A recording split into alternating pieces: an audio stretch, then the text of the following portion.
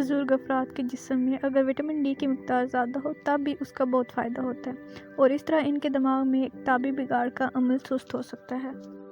امریکہ میں Tufts university اور دیگر اداروں نے یہ تحقیق کی ہے جس کے نتائج جرنل آف الزائمر ایسوسی ایشن نے شائع کرائے ہیں۔ اس کا خلاصہ یہ ہے غذائی اجزاء بالخصوص وٹامن بوڑھے ہوتے ہوئے دماغ پر مثبت اثرات کر سکتے ہیں۔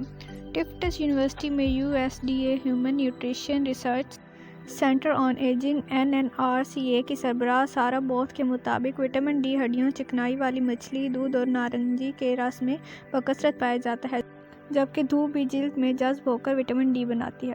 لیکن اب بڑھتی ہوئی تحقیق سے معلوم ہوا ہے کہ وٹامن ڈی دماغی افعال کے لیے بہت مفید ہے اور اس کے ثبوت دماغی نمونوں میں ملے ہیں۔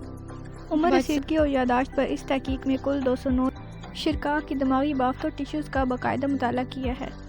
یہ تحقیق 1997 سے شروع ہوئی تھی۔ معلوم ہوا کہ بزرگی کے ساتھ ساتھ دماغی بافت اور خلیات میں جو بے قاعدگیاں شروع ہوتی ہیں ان کا مرنے کے بعد بھی پتہ لگایا جا سکتا ہے۔ ماہرین نے باریکی سے دماغ میں ان 4 حصوں کا جائزہ لیا جہاں وٹامن ڈی موجود تھا اور اثر انداز ہو رہا تھا۔ ان میں 2 جگہوں سے الزائمر بیماری کا تعلق تھا، ایک کا تعلق دماغ میں خون کے بہاؤ اور ڈیمنشیا سے تھا اور چوتھے حصے کے متعلق سائنسدان ناواقف تھے۔ تاہم دماغ کے ان 4 حصوں میں وٹامن ڈی کی کمی یا زیادتی کے آثار ضرور ملے، لیکن یہ بھی پتہ چلا کہ دماغ میں جس جگہ وٹامن ڈی زیادہ تھا وہاں دوسروں کے مقابلے میں بگاڑ قدرے کم دیکھا گیا۔ یعنی وٹامن ڈی کی موجودگی دماغی صلاحیتوں کو بہتر بناتی ہے جن میں یادداشت اور عمومی حافظہ سر فہرست ہے۔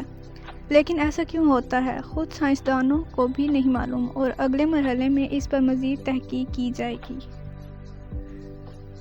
تاہم سائنسدانوں نے خبردار کیا ہے کہ وہ وٹامن ڈی کی سپلیمنٹ اندھا دھند استعمال نہ کریں بلکہ عام افراد روزانہ 600 IU اور بزرگ افراد روزانہ 800 IU تک ہی وٹامن ڈی کھائیں۔ Thanks for watching. For more videos and updates, subscribe our YouTube channel.